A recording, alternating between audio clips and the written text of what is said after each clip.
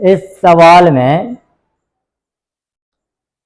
लिखा हुआ है कि फंक्शंस हमारा इस तरीके से है, डिफाइंड है, 0 और 1 के बीच में ये वाला है, 1 और √2 के बीच में a है, और √2 से इनफाइनाइट के बीच में ये वाला फंक्शन दिया गया है हमको। यहाँ पे देखने वाली बात है कि हमारी जो, अब यहाँ पे देखिए, यहाँ पे इक्वल टू लेस देन लगा है और यहाँ पे ओपन इंटरवल है। इसका मतलब ये है जो फंक्शंस हमको डिफाइंड है, वो जो फंक्शंस हमको डिफाइंड है वो हमें 0 से लेके इनफाइनाइट में हमेशा ही ओपन ब्रैकेट का यूज होता है, क्योंकि इनफाइनाइट की कोई सीमा नहीं है। इसीलिए इनफाइनाइट में हमेशा ओपन ब्रैकेट का यूज होता है और बाकी जितनी संख्याएं हैं उनमें हम क्लोज ब्रैकेट लगा सकते हैं। तो इस चिन्ह का जो मतलब है वो ये है कि 0 पर ये क्लोज है, मतलब उसमें 0 हम शामिल कर सकते हैं, और इनफाइनाइट पे हमारा ओपन है।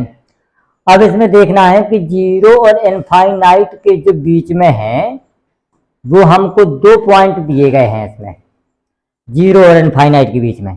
एक तो है हमारा 1 पे भी ओपन है, और दूसरा है हमारा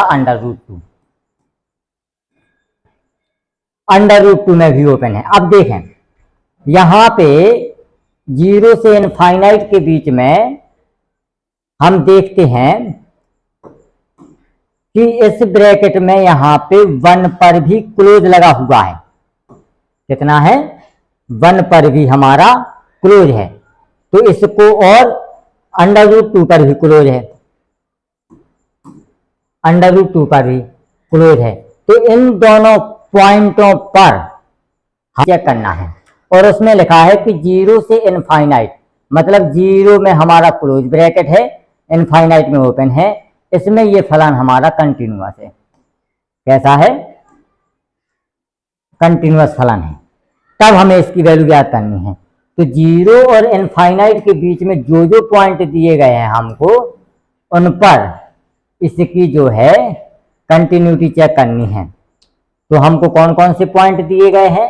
पहला तो 1 दिया गया है और दूसरा √2 दिया गया है।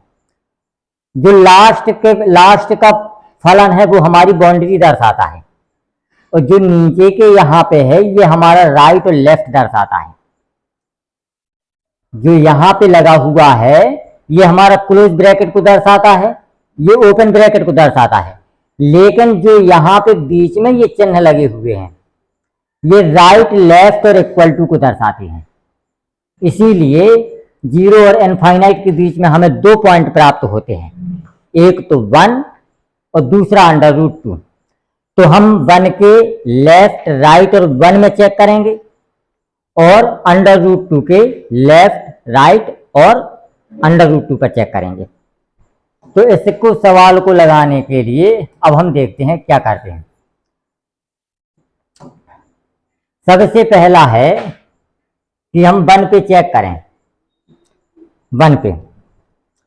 तो 1 माइनस के लिए फलन हमारा ये होगा, 1 माइनस मतलब 1 से छोटा है, तो 1 माइनस के लिए हमारा फंक्शन ये होगा। तो इसमें कोई भी हम अगर 1 की वैल्यू रख दें तो कोई भी हमको इनडिटर्मिनेट फॉर्म प्राप्त नहीं होता है, और ना ही 0/0 इनफाइनाइट कुछ नहीं प्राप्त होता है। इसीलिए इसमें हम x के स्थान पर सीधा मान रखते हैं। तो अगर हमने रखा 1/a, और इसकी जो वैल्यू है हमारी 1 के लेफ्ट में और राइट में, केवल a वाला हमारा काम करेगा, a 1 के लेफ्ट में और राइट में a वाला फंक्शन हमारा काम करेगा। तो इसकी वैल्यू हमारी a के बराबर आ जाएगी, तभी हमारा कंटिन्यूअस होगा। a² इक्वल टू हो जाएगा 1, तो a बराबर हो जाएगा हमारा ±1। पहला हमारा ये हो गया। अब दूसरा हमें चेक करना है √2 पर। किस पर? √2 पर। √2 के लेफ्ट में हमारी कौन सी वैल्यू है? √2 के √2 पर हमको चेक करना है। तो √2 के लेफ्ट में हमारी ए वाली वैल्यू है, और √2 के जो राइट में और इक्वल में ये वाला फंक्शन हमारा काम करेगा। और x के स्थान पे यदि हम √2 रखते हैं तो कोई भी हमको इनडिटर्मिनेट फॉर्म प्राप्त नहीं होती है। तो इसीलिए हम इसमें सीधा सीधा मान रख देंगे 2b² माइनस का 4b और डिवाइड बाई 2। अब इस 2 से हमारा ये कैंसिल हो गया, ये कैंसिल हो गया, तो a का मान आ गया हमारे पास b² माइनस का 2b, इतना आ गया a की मान। अब इसमें हम अगर a बराबर 1 रखते हैं और b का मान इनमें से किसी में भी रख दें, तो देखें b का मान अगर 1 रख दें हम, तो इसमें देखते हैं b का मान, a का मान हमने 1 रखा और b का मान हमने -1 रखा। तो यहां पर -1 रखेंगे तो माइनस माइनस प्लस हो जाएगा, और माइनस और माइनस के प्लस ये हो जाएगा हमारे पास 2। इन दोनों का मान आ जाएगा 3। 1 के बराबर 3 नहीं है हमारा, तो इसका मतलब ये है कि ये ऑप्शन हमारा खत्म हो गया। अब दूसरे ऑप्शन पर देखते हैं कि यदि हम a बराबर -1 रखें तो b बराबर 1 रखना पड़ेगा। -1 रखा हमने बराबर, और b का मान 1 रखा, तो यहां पे तो आ जाएगा 1 और -2 गुणा 1, तो -1 बराबर -1। ये वाला हमारा सेटिस्फाई हो गया, आंसर हमारा यही हो जाएगा। जब 1 सेटिस्फाई हो गया तो आंसर वही हो जाएगा, बाकी हमें चेक करने की आवश्यकता नहीं।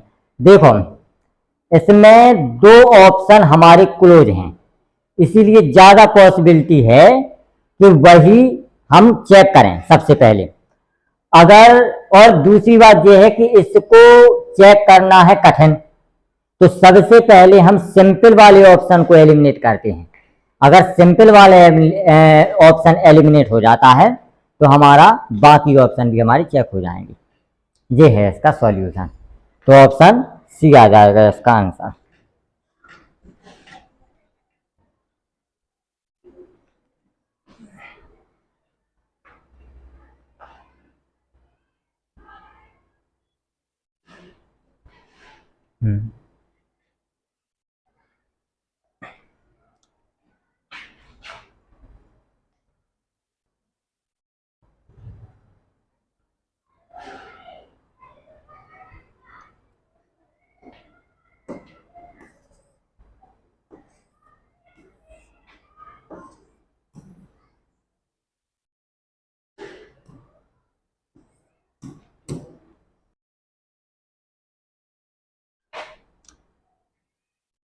इस वाले सवाल में देखते हैं,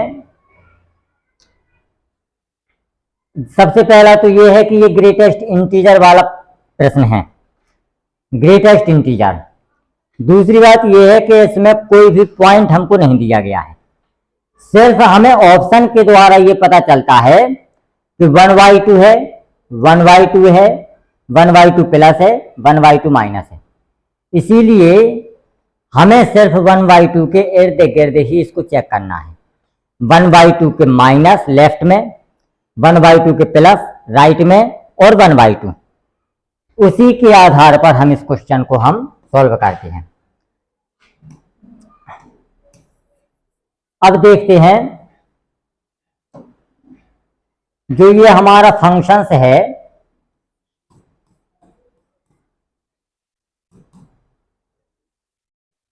इसकी 3 कंडीशन बनती हैं। हमें चेक तो करना है 1/2 पर, सबसे पहले 1/2 लिख लिया हमने।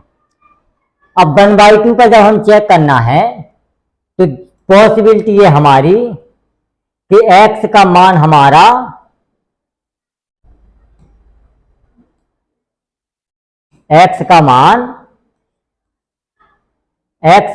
मान हमारा 0 और 1/2 के बीच में हो। दूसरा मान है हमारा x का मान हमारा 1/2 पर हो। और तीसरा जो वैल्यू है हमारी वो है कि x की जो वैल्यू है x की जो वैल्यू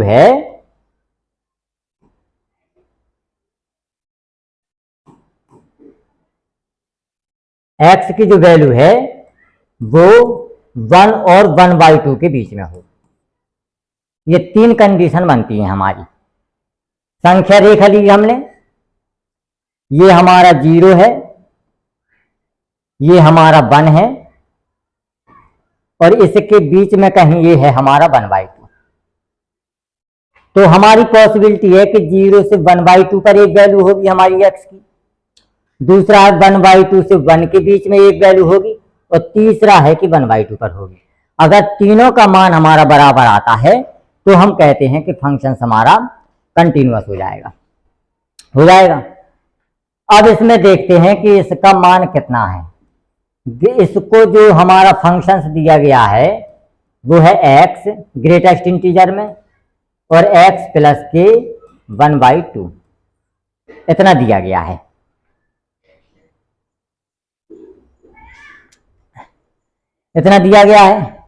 अब इसमें तीनों कंडीशन हम बारी बारी से लगाते हैं। सबसे पहली जो कंडीशन लगती है वो है कि मान हमारा 0 से 1/2 के बीच में है। 0 से 1/2 के बीच में है तो 0 से 1/2 के बीच, अब देखें जैसे ग्रेटेस्ट इंटीजर हमारा 1.2 है, मतलब 1 से आगे बढ़ गया तो इसका मान हमारा सिर्फ और सिर्फ 1 आ जाएगा। अगर 0.5 है और ग्रेटेस्ट इंटीजर लगा है तो हमारा इसका मान आ जाएगा 0। मतलब ग्रेटेस्ट इंटीजर में नॉन इंटीजर वैल्यू लेनी जाती है। अगर नॉन इंटीजर वैल्यू आती है तो उसके जस्ट पीछे वाला इंटीजर हम ले लेते हैं। इसमें देखें, यदि हमने 0 से थोड़ा भी आगे बढ़ते हैं 1/2 की तरफ, एग्जैक्ट 1/2 नहीं, थोड़ा भी बढ़ते हैं तो ये हमारा 0 मान ले लेगा। उसके बाद अगर हम इसमें 1/2, अब 1/2 को हम लिख सकते हैं 0.5, तो अगर हम इसको 0.4 लिख दें और इसको लिख दें 0.5 तो दोनों मिलकर के 0.9 बन जाएगा और इसका भी मान हमारा कितना आ जाएगा, 0 आ जाएगा। तो 0 और 0 मिलकर के इसकी वैल्यू कितनी दे जाएगा, 0 दे जाएगा। कितनी दे जाएगा, 0 दे जाएगा। अब देखते हैं इसकी दूसरी कंडीशन।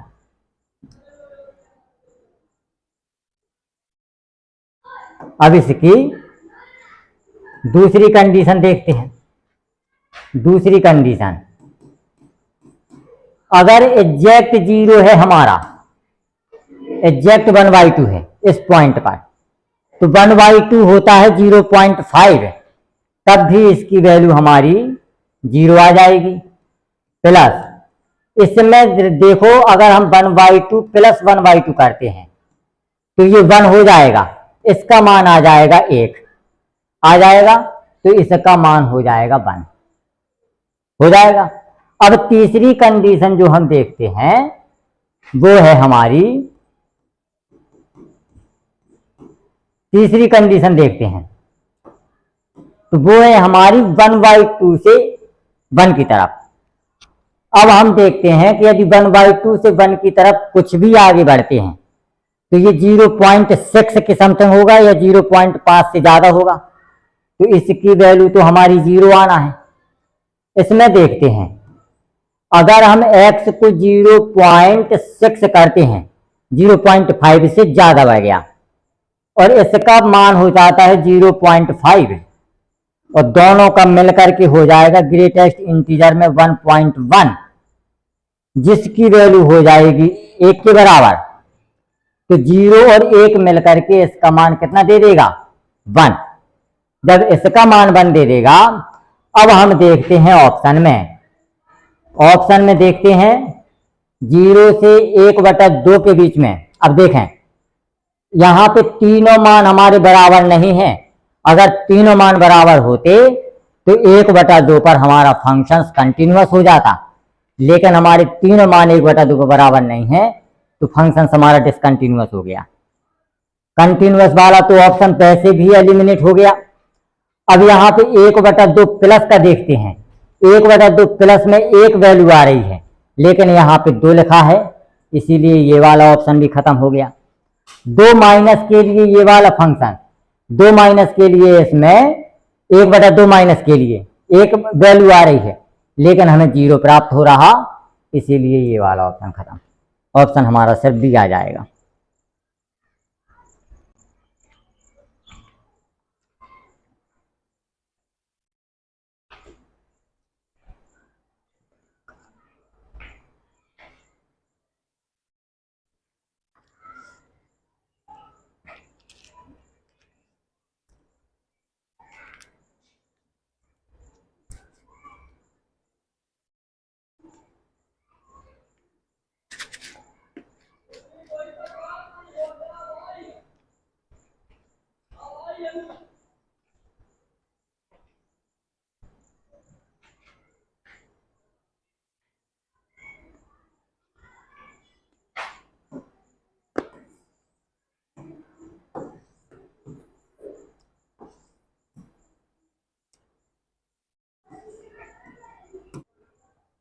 हेलो हेलो,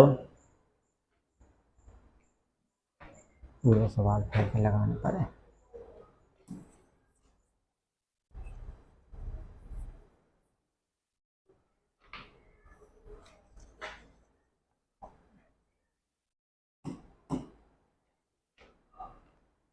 फंक्शंस दिया गया है हमको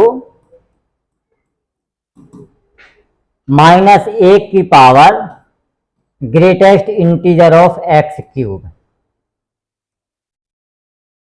ग्रेटेस्ट इंटीजर में हमारी जो वैल्यू आएगी तो वो कभी भी नॉन इंटीजर वैल्यू नहीं आती है। तो इसको इंटीजर बनाने के लिए सिर्फ और सिर्फ एक तरीका है कि वो संख्या हमारी इंटीजर बनेगी जिसका हम क्यूब रूट ज्ञात कर सकते हैं। तो हम यहाँ पे लिख सकते हैं x बिलोंग्स टू n की पावर 1/3, जिसका हम इंटीजर निकाल सकते हैं। और n होता बिलोंग्स टू करता है हमारा z, और z हमारा हो गया इंटीजर, जिसको हम कहते हैं पूर्णांक। क्या कहते हैं? पूर्णांक कहते हैं। अब इंटीजर हमारे 2 प्रकार के होते हैं। इंटीजर 2 प्रकार के होते हैं, एक तो होता है सम और दूसरा होता है विषम। सम इंटीजर को हम लिख सकते हैं 2n और विषम को लिख सकते हैं 2n + 1। और जब इनका हमें क्यूब रूट निकालना है तो इसको 1/3 लिख सकते हैं और इसको भी 1/3 लिख सकते हैं। और इंटीजर वैल्यू हमेशा किसमें आती है? इंटीजर वैल्यू 1 के बाद 1 आती है।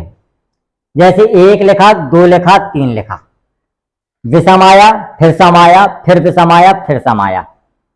अब हमें इसका निकालना है, तो इसको हम 2 तरीके से निकाल सकते हैं। अगर हमारा x जो है, x हमारा किन किन के बीच में करता है? 2n की पावर 1/3 और 2n + 1 की पावर 1/3, जो हो गया। अब दूसरा हम लिखेंगे यहां पे कि यदि हमारा 2n + 1 की पावर 1/3 और यहां पे आ जाएगा x और यहां पे आ जाएगा 2n + 2 की पावर 1/3, इन दोनों के बीच मान होगा हमारा। अब देखें, जब ये फंक्शंस हमारा 2n से ज्यादा बढ़ गया, तो इसका मतलब ये है कि जो इंटीजर में वैल्यू लेगा वो ये वाली वैल्यू ले लेगा। जब ये वैल्यू ले लेगा तो ये यहां पे सम आ जाएगा, और जब सम आ जाएगा तो -1 की सम पावर 1 होता है कि नहीं होता है। और जब यहां पे आएगा मान तो इससे थोड़ा आगे बढ़ जाएगा, तो ये वाली वैल्यू ले लेगा, और ये है हमारा विषम। और जब यहां पे विषम आएगा तो -1 की विषम पावर -1 होता है। अब यहां पे इन दोनों का जो मान है वो हमें बराबर प्राप्त नहीं होता है, इसीलिए इसका आंसर आ जाएगा f(x) डिसकंटिन्यूअस एट, ये वाला आ जाएगा n की पावर 1/3 पर हमारा जो फंक्शन है वो डिसकंटिन्यूअस है। ये आंसर आ जाएगा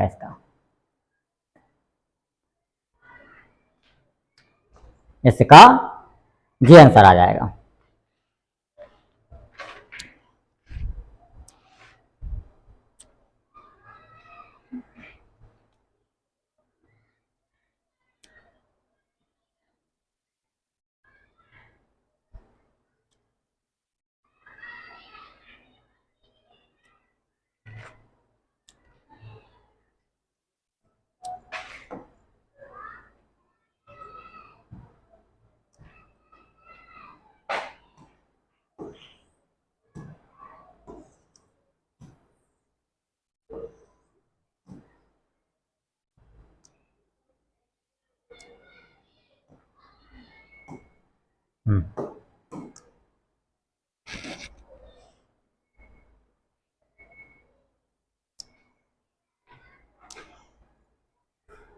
इसमें सबसे पहला तो ये है कि जो ये x लिखा हुआ है ये मिसप्रिंट है, x नहीं है, x नहीं होगा इस सवाल में, x हमारा मिसप्रिंट है।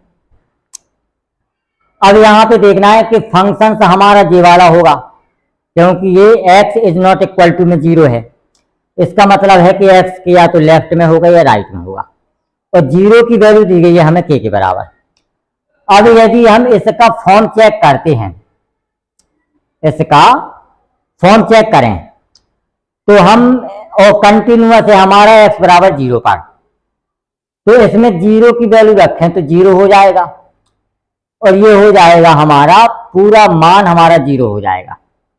इसका मान भी हमारा 0, क्योंकि 1 ये हो जाएगा इनफाइनाइट, और माइनस का होगा तो नीचे आ जाएगा, तो ये 0 हो जाएगा। तो यहाँ पे 1 की पावर इनफाइनाइट का फॉर्म आ गया हमारे पास, 1 की पावर इनफाइनाइट, और 1 प्लस f(x) की पावर gx का है, तो इसका मतलब ये है कि e की पावर लिमिट में f(x) इंटू gx वाला फॉर्म लगाएंगे हम इसमें, फॉर्मूला वही इसमें सवाल में सॉल्यूशन है इसका, और इसको निकाल करके हमें k के बराबर रख देना है।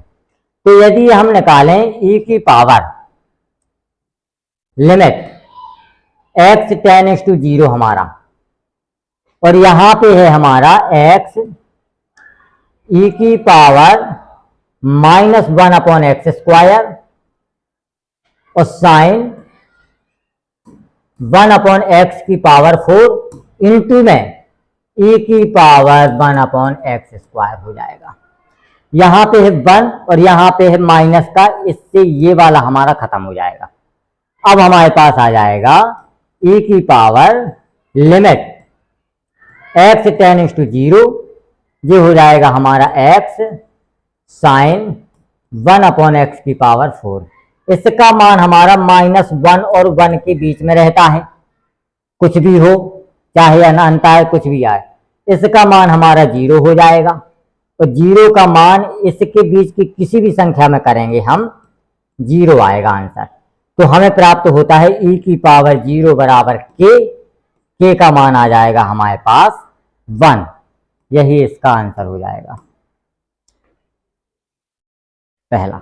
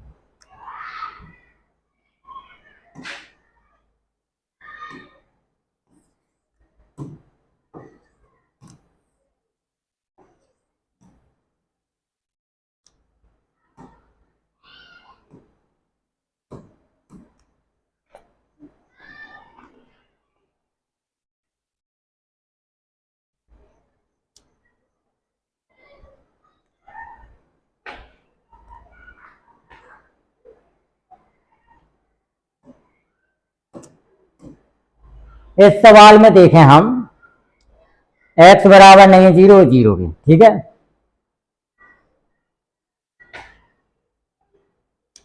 सबसे पहला है हमारा कि f(x) का जो मान दिया गया है हमको,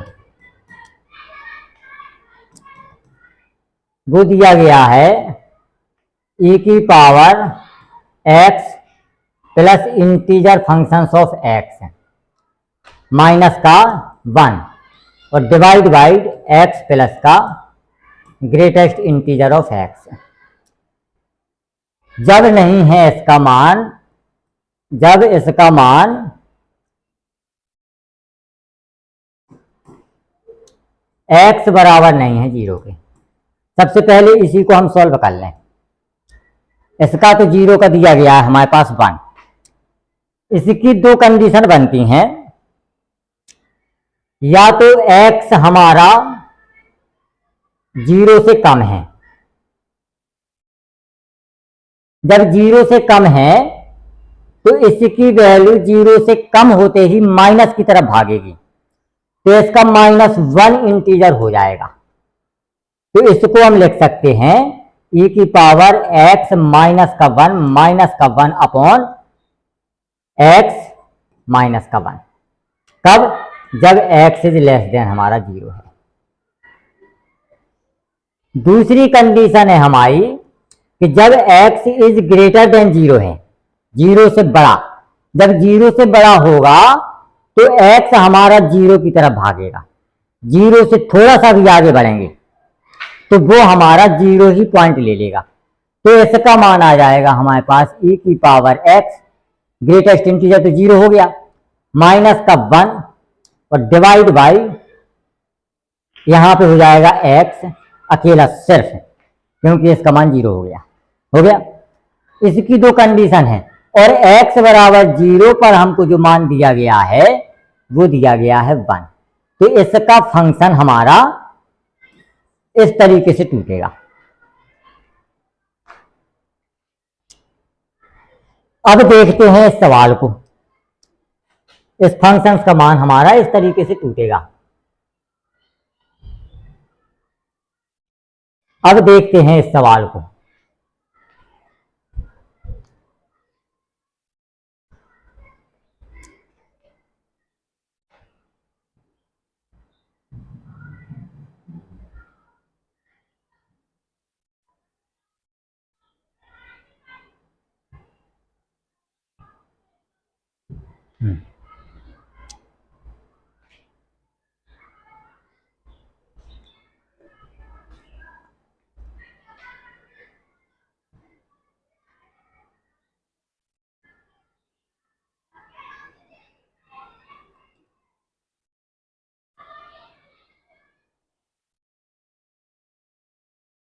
हाँ,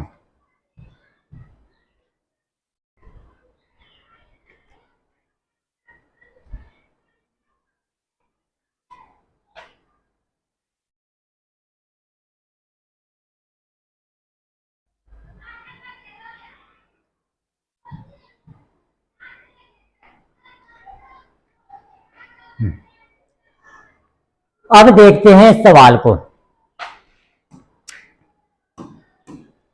सबसे पहले हम इसको सॉल्व करते हैं। इसमें हम यदि 0 रखते हैं तो कोई भी हमको इनडिटर्मिनेट फॉर्म, जिसके लिए हम लिमिट कॉन्सेप्ट और लिमिट के जो वो क्या कहते हैं मेथड होते हैं उनको लगाते हैं, लेकिन इसमें कोई भी इनडिटर्मिनेट फॉर्म प्राप्त नहीं हो रही है हमको। जब इनडिटर्मिनेट फॉर्म प्राप्त नहीं हो रही है तो x का सीधा सीधा मान इसमें रख देंगे, तो ये हो जाएगा हमारा e की पावर -1 अपॉन में यहां पे हो जाएगा -1। इसका मान जब हम निकालेंगे तो 1/e -1 और यहां पे माइनस का चिन्ह लग जाएगा, तो ये हो जाएगा 1 - 1 अपॉन e। इसका आंसर आ गया इतना। और इसका जब हम निकालते हैं तो ये 0/0 का फॉर्म है, 0/0 का फॉर्म है, तो इसका हमने पढ़ा फॉर्मूला, इसका मान हमारा 1 होता है और इसका मान भी हमें 1 दिया गया है। लेकिन हम कंटिन्यूअस है ये फंक्शंस ये नहीं कह सकते हैं। इन तीनों का मान अलग अलग प्राप्त होता है हमको। तो यहां पे देखें ऑप्शन कौन कौन सा है। 0 प्लस में, 0 प्लस मतलब ये वाला हमारा 1 प्राप्त होता है, गलत। ये वाला ऑप्शन हमारा गलत हो गया। 0 माइनस में हमको ये वाला मान प्राप्त होता है, ये वाला सही है हमारा। 1/e नहीं, यहां पे ये वाला भी गलत है क्योंकि हमें 1 माइनस 1/e प्राप्त होता है। 1 माइनस 1/e, इसीलिए ये वाला गलत है। x बराबर 0 पर कंटिन्यूअस भी नहीं है, इसीलिए हमारा डी आ गया कि f(x) is discontinuous eight x बराबर 0। ये हमारा आंसर हो जाएगा।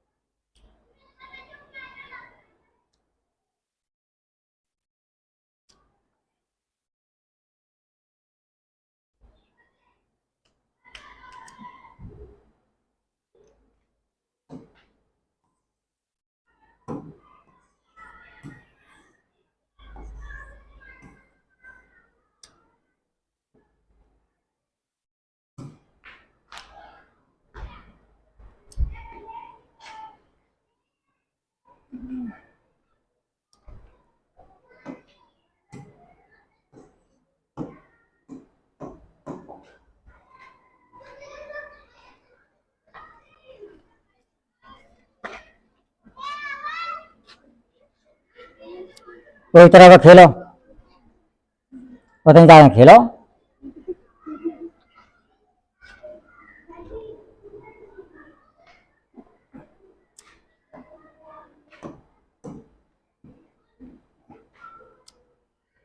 इसमें t बराबर दिया गया है हमको 1/x-2। हमें देखना है कि f(x) इज डिसकंटिन्यूअस एट, मतलब y बराबर f(x) दिया गया है हमको। तो इसका मतलब ये है कि ये हमारा x बराबर 2 पर डिसकंटिन्यूअस होगा।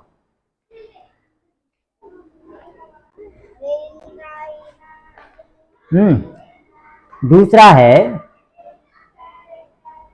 y बराबर दिया गया है 1/t² माइनस के t माइनस के 6। इसके जब हम खंड करेंगे तो ये हो जाएगा t माइनस का 3 और t प्लस का 2, इतना हो जाएगा। ठीक है, तो इसका मतलब ये है कि ये 3 पर और ये माइनस के 2 पर डिसकंटिन्यूअस होगा और x बराबर 2 पर तो होगा ही होगा। अब इसमें देखना है कि अगर हम 3 रखते हैं t का मान,